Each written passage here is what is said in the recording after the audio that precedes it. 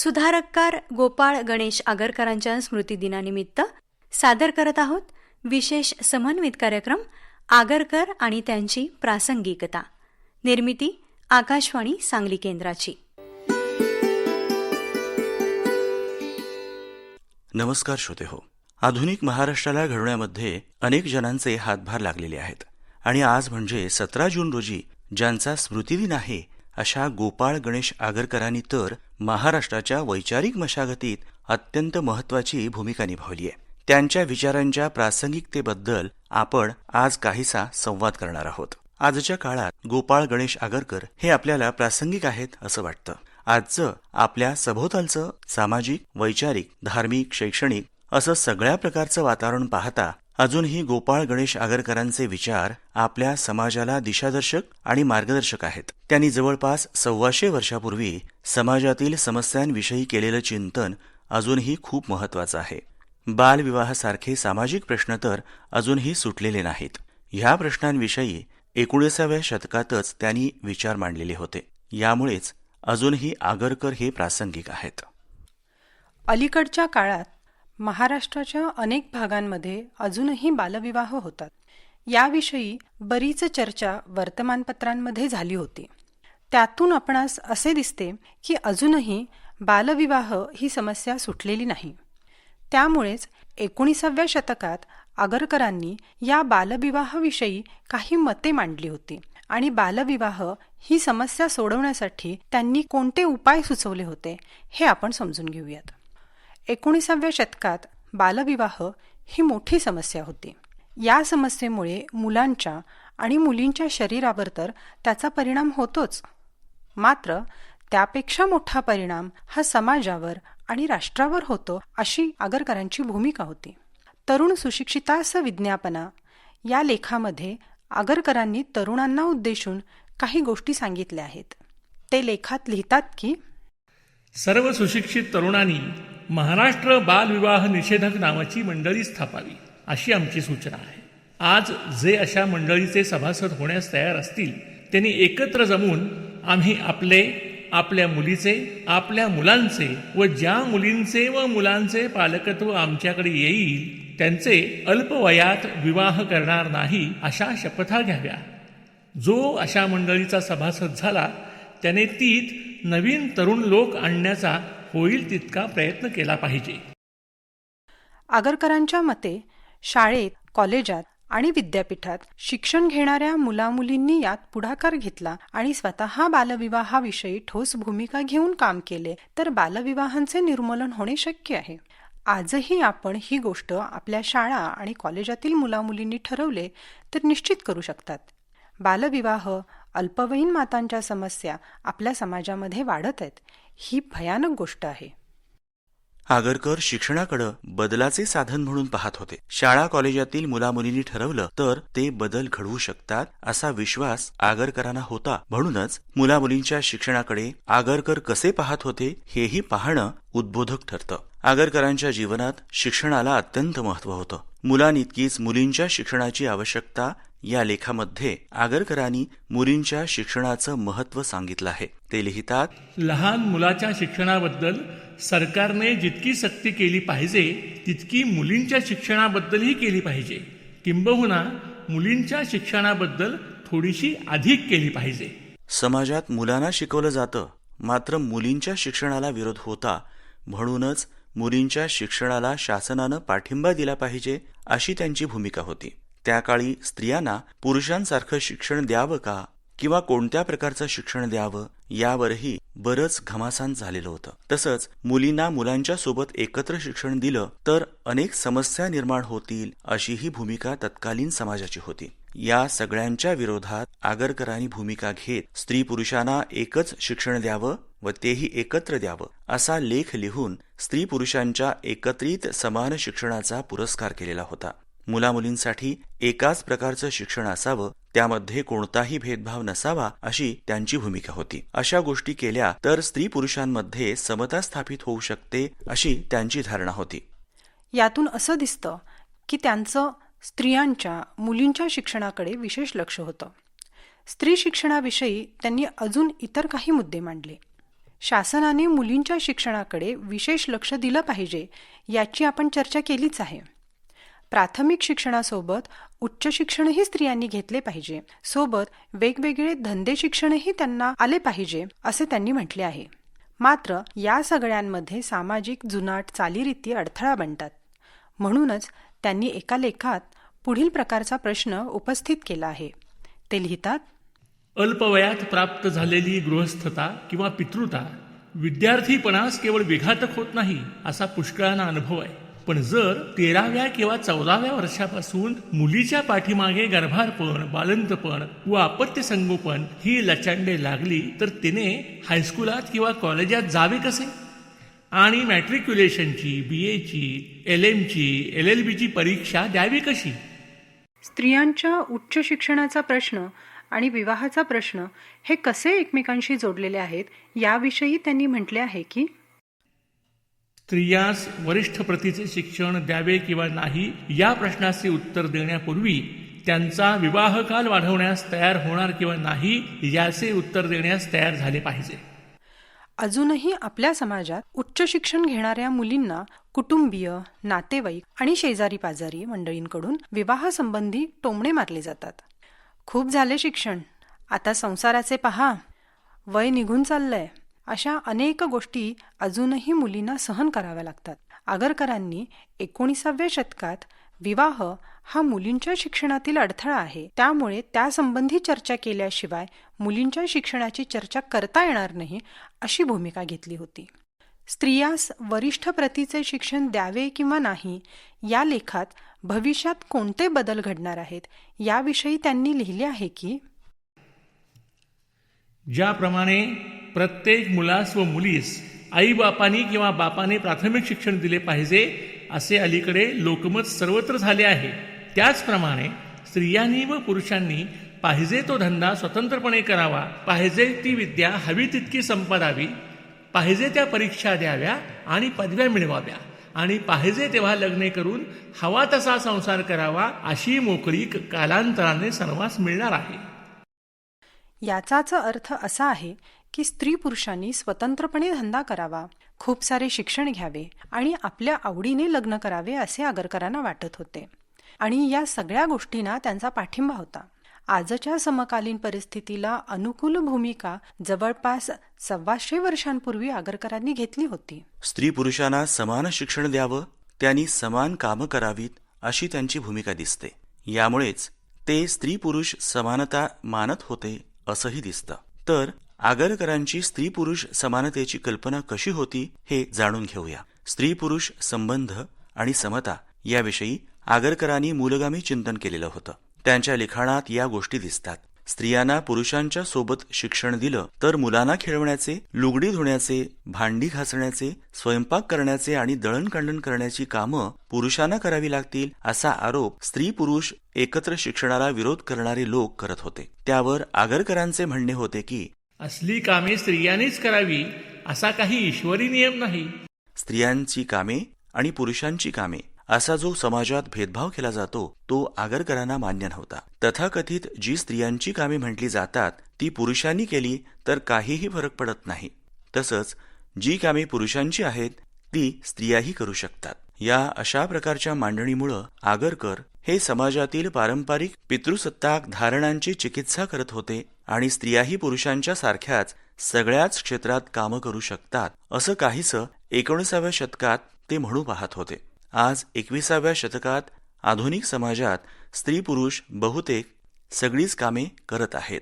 स्त्री पुरुष समताविषयक मांडणी आगरकरांनी केली आहे. मात्र त्यासोबत त्यांना याचीही जाणीव होती की समाजात पुरुषी वर्चस्व आहे. त्यामुळं त्यांच्या लिखाणात पुरुषी वर्चस्वाची चिकित्सा सुद्धा आहे. गरोदरपणा आणि बाळंतपण हे पुरुषांच्या जीवनात असतं तर त्यांना स्त्रियांचं दुःख कळलं असतं असंही आगरकर म्हणतात. स्त्रियांमध्ये विद्येचा प्रसार झाल्यावर त्यांना आपलं हित कशात आहे हे नक्की लक्षात येईल आणि म्हणूनच पुरुषांना आपला जुलूम सोडून द्यावा लागेल. तसंच विवाहाच्या वेळी स्त्री पुरुषांची संमती जितकी आवश्यक आहे तितकीच वैवाहिक जीवनातही ती दिसली पाहिजे. तेव्हाच स्त्रियांची आपत्ती टळेल. हे सगळं घडवून आणायचं असेल तर आगरकर म्हणतात की एकच उपाय आहे तो हा की सध्या ज्या प्रकारचे शिक्षण पुरुषास मिळत आहे त्याच प्रकारचे शिक्षण स्त्रियास मुबलक मिळाले पाहिजे. आगरकरांनी आपल्या लिखाणात स्त्रियांवर पुरुषांनी वर्चस्व स्थापन केले आणि पुरुष स्त्री संबंध हा स्वामी सेवक संबंध बनवला आहे असंही म्हटलंय. आणि या दोन्ही गोष्टी स्त्री पुरुष समानतेमध्ये अडथळा आहेत. समाजात स्त्रियांच्या क्षमतेविषयी आणि बुद्धिमत्तेविषयी पुरुषी पूर्वग्रह असतात. हे पूर्वग्रह स्त्रियांना कमी समजतात. 21व्या शतकातही या गोष्टी संपूर्ण संपलेल्या नाहीत. अजूनही मुलींना आणि स्त्रियांना कमी समजलं जातं. त्यामुळे मुलींचं नाव नकोशी असं ठेवलं जातं. यामुळेच आगरकरांनी स्त्री कमी आणि पुरुष श्रेष्ठ अशा समजुतींवर टीका करताना लिहिलं आहे की पुरुषांच्या मेंदूपेक्षा स्त्रियांचा मेंदू सरासरीने कमी वजनाचा आहे आणि स्त्री पुरुषांमधील कामाची वाटणी त्यांच्या मेंदूच्या वजनावर अवलंबून असावी हे योग्य आहे असे जरी मानले तरी साऱ्या पुरुषांचे मेंदू साऱ्या स्त्रियांच्या मेंदूपेक्षा अधिक जड आहेत असे प्रतिपादनाचे धारिष्ट अत्यंत अधिकारलोलूप पुरुषास देखील करता येणार नाही. अनेक स्त्रियांचे मेंदू अनेक पुरुषांच्या मेंदूहून जड भरतील यात संशय नाही. तेव्हा मेंदूच्या मुद्द्यावरच स्त्रियांनी अमुक कामे करावी आणि पुरुषांनी अमुक कामे करावी असा निर्बंध करणे शुद्ध अन्याय आणि क्रूरपणा आहे. त्याला जे काम साधेल त्याने ते काम करावे अशी प्रत्येकास मोकळीक देण्यात ते करणाऱ्या अथवा करणारीचा आणि जगाचा फायदा आहे. सध्या पुष्कळ स्त्रियांच्या बुद्धिमत्तेची विनाकारण नासाडी होत आहे. पुरुषी पूर्वग्रह दृष्टिकोनामुळे समाजात स्त्री पुरुष समता निर्माण होत नाही. अजूनही आपल्या देशात स्त्रियांकडे बघण्याचा अनेकांचा दृष्टिकोन जुनाट आहे. तो बदलला पाहिजे. यासाठी आगरकरांचे हे विचार दिशादर्शक आणि मार्गदर्शक आहेत. पुनर्विवाह करणाऱ्या व्यक्तीच्या भूमिकेकडे आगरकरांचा दृष्टिकोन पाहणं महत्वाचं आहे. आगरकरांच्या मते पुनर्विवाह करणाऱ्या व्यक्तीनं लोक काय म्हणतील याचा विचार करण्याची गरज नाही. या संदर्भात त्यांनी अत्यंत स्पष्ट आणि कणखर विचार मांडले आहेत. पुनर्विवाह करण्याचा निर्णय बुद्धिप्रामाण्यवाद आणि वैयक्तिक निर्णय याच्याशी संबंधित आहे. पुनर्विवाह करणाऱ्याला तो विवाह योग्य वाटला आणि त्याच्या बुद्धीला तो प्रकार पटला म्हणूनच त्याने तो निर्णय घेतलेला असतो. समाजाचा छळ आणि बहिष्कार हे या निर्णयासोबतच येतात. हा निर्णय घेताना समाजात त्याला लोकांची मदत मिळणार नाही, उलट त्याच्यावर बहिष्कार टाकला जाणार आहे आणि त्याला अनेक प्रकारचा छळ सोसावा लागणार आहे हे पूर्णपणे स्पष्ट असतं. बुद्धिप्रामाण्यवाद मानणारे आगरकर याकडे अज्ञानातून जन्मलेल्या रूढी असं म्हणून पाहत असत. जातीभेद, विवाहविधी, गणगोत वगैरे प्रकार ईश्वराने निर्माण केलेले नसून ते केवळ माणसांच्या अज्ञानातून जन्माला आलेले आहेत. हे ज्यांना मनापासून पटलेले आहे त्यांनी लोकांची खुशामत का करावी किंवा शास्त्राधाराच्या पाठिंब्यासाठी व्यर्थ धडपड तरी का करावी असा आगरकरांचा रोकडा सवाल होता. जो माणूस असा ठाम विचार करून पुनर्विवाहाचा निर्णय घेण्यास निघतो त्याला समाजानं जर थोडीशी जरी मदत केली असती तर त्यानेही समाजाची पर्वा केली असती. त्यामुळं त्याने समाजाची पर्वा न करणं हे साहजिक आहे. जो समाज विवेकावर आधारलेल्या कृतीस साफ नकार देतो आणि शास्त्राधाराचा बागुलबुवा उभा करतो अशा समाजात आपल्या कृतीमुळं फूट पडेल की काय याची काळजी वाहण्याची कोणतीही जबाबदारी त्या सुधारकावर किंवा निर्णय घेणाऱ्या त्या व्यक्तीवर राहत नाही असं आगरकरांचं ठाम प्रतिपादन होतं. समाजातील फुटीची जबाबदारी त्याची मुळीच नाही हे देखील त्यांचं ठाम मत होतं. सुधारक साप्ताहिक काढण्यामागची आगरकरांची मुख्य भूमिका काय होती आणि तत्कालीन महाराष्ट्राच्या स्थितीवर त्यांनी कशा प्रकारे प्रकाश टाकला हे जाणून घेणं औचित्याचं ठरेल. आगरकरांच्या मते केवळ राजकीय प्रश्नांचा विचार करून चालणार नव्हतं. त्याआधी आपल्या समाजातील दुष्ट रूढी, परंपराप्रियता, अज्ञान, दैववाद, जातीभेद, अंधश्रद्धा, स्त्रीचा छळवाद आणि शिक्षण यासारख्या अत्यंत गंभीर सामाजिक प्रश्नांची जाहीर चर्चा होणं आवश्यक आहे असं त्यांना वाटत असे. सुधारक साप्ताहिक सुरू करण्यामागे आगरकरांची एक निश्चित आणि ठोस सामाजिक भूमिका होती. आगरकरांनी ज्या काळात या प्रश्नांवर निर्भयपणे लिहायला सुरुवात केली त्या काळातील महाराष्ट्र अत्यंत जुनाट विचारांना चिकटून राहणारा होता. हा समाज आपल्या वास्तव जीवनाकडे पूर्णपणे पाठ फिरवून बसलेला होता आणि केवळ पारलौकिक जीवनाची परलोकाची काळजी घेण्यातच स्वतःला धन्य मानत होता. इंग्रजांच्या आगमनामुळे भारतात नव्या विद्या, नवी भाषा आणि नवे विज्ञान आले होते. या सर्व गोष्टींचा प्रभाव आपली सामाजिक व्यवस्था आणि आर्थिक अवस्था किती हीन आणि खालच्या दर्जाची आहे हे स्पष्ट करणारा होता. एखादा प्रखर प्रकाश झोत थेट डोळ्यांवर पडल्यानंतर जी अवस्था होते तशीच काहीशी स्थिती या नव्या ज्ञानामुळे भारतीय समाजाची झालेली होती. तरीही समाजाचे डोळे उघडत नव्हते. आगरकरांना या सुप्त समाजाला जाग करायचं होतं. त्यांना मनोरंजनाचं साधन बनायचं नव्हतं. मूठभरांच्या प्रश्नांची चविष्ट चर्चा करायची नव्हती किंवा धर्माभिमानाचा आव आणून पुराणांचा चिखल चिवडीत बसायचं नव्हतं. कारण आगरकर हे अव्वल दर्जाचे प्रबोधनकार होते. आपल्या विवेकाला अनुसरून इष्ट वाटेल ते लिहिणारच अशी त्यांची ठाम प्रतिज्ञा होती. त्यांनी समाज जीवनाच्या मंदिरातील जुनाट व निर्जीव मूल्यांवर प्रहार सुरू केले. त्यांचे हे विचार आज आपल्या पुढे निबंध संग्रह भाग 1, 2 आणि 3 या स्वरूपात उपलब्ध आहेत, ज्यांना तत्वज्ञान, तर्क, विवेक आणि वैज्ञानिकतेचा भक्कम आधार आहे. आगरकरांच्या जीवनविषयक धारणेला आक्षेप घेत समाजकंटकांकडून त्यांच्या व्यक्तिगत जीवनात त्यांना विविध प्रकारच्या छळाला सामोरे जावे लागले.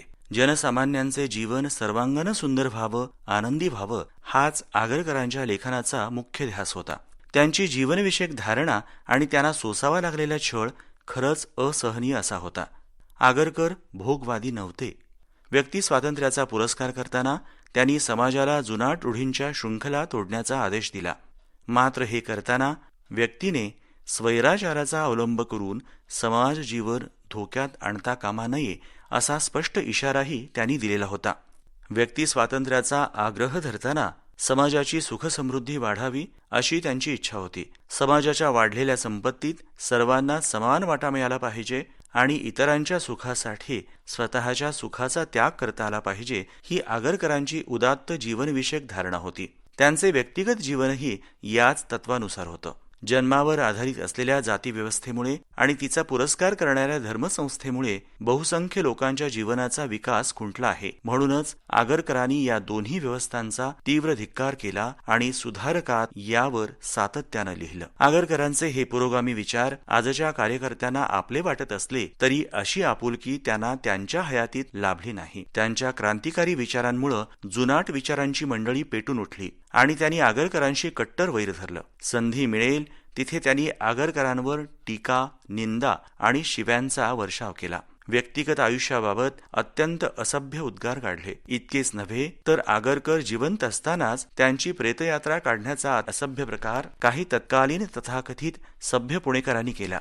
आगरकरांनी स्वतःच्या व्यक्तिगत जीवनाबद्दल फारसं काही लिहून ठेवलेलं नाही. त्यांच्यावर लिहिलेल्या चरित्रग्रंथातही प्रामुख्याने पत्रकार आणि सुधारककार आगरकर म्हणूनच त्यांचं विश्लेषण आढळतं. आगरकरांनी आपल्या संपूर्ण जीवनात विवेकवादी विचार मांडून समाजातील जुन्या आणि वाईट चालीरीतींची चिकित्सा केली. त्यामुळेच समाजात नव्या प्रकाशवाटा निर्माण झाल्या. आजही अशा अनेक गोष्टी आहेत की ज्या आपण आगरकरांच्या आदर्श जीवनाकडून शिकू शकतो.